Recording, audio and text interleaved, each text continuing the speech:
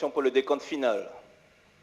10, 9, 8, 7, 6, 5, 4, 3, 2, 1, top. Allumage Vulcain.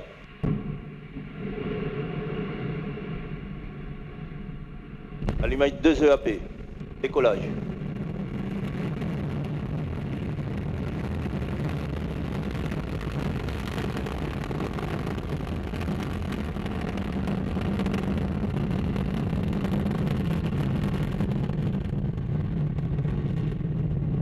Les paramètres d'abord sont normaux, la trajectoire est nominale.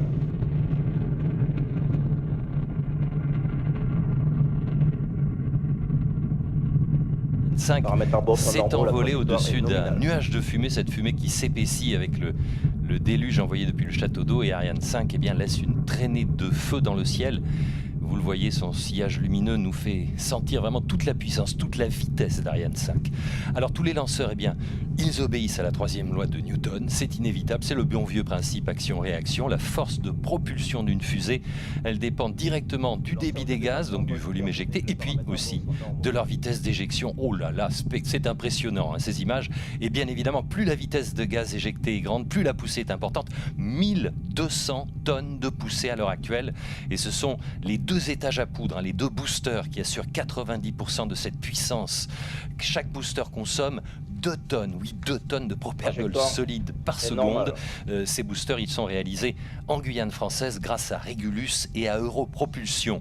À l'intérieur de ces deux boosters, une sorte de gomme, un mélange comburant-carburant, et une fois allumés, ces deux boosters ne peuvent plus être éteints. C'est la particularité des propergols solides.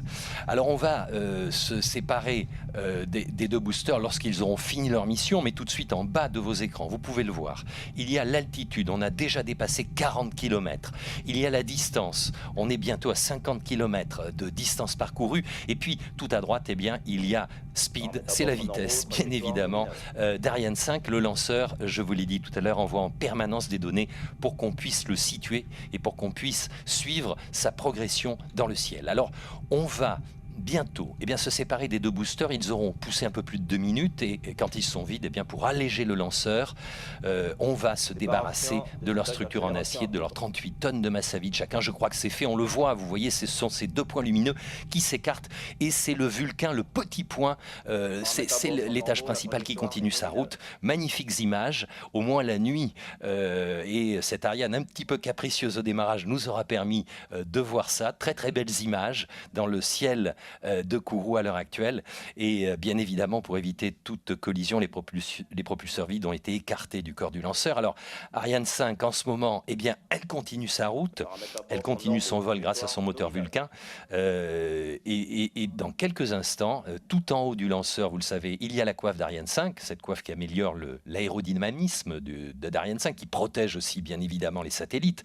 Mais vous le voyez, on a déjà dépassé les 100 km d'altitude, il n'y a plus de frottement, plus de vibrations, on est quasiment dans le vide, on n'a plus aucun risque. Donc maintenant, pour nos précieux satellites embarqués, on va donc larguer, voilà, c'est fait, cette coiffe, une coiffe de 17 mètres de hauteur. Là encore, c'est un système pyrotechnique qui a séparé la coiffe en deux demi-coiffes. Elle s'éloigne, ces deux demi-coiffes, comme deux ailes géantes qui s'écartent du lanceur, qui battent dans le vide. Vous voyez, on appelle ça la respiration de la coiffe. 2 tonnes de moins sur Ariane 5. Alors,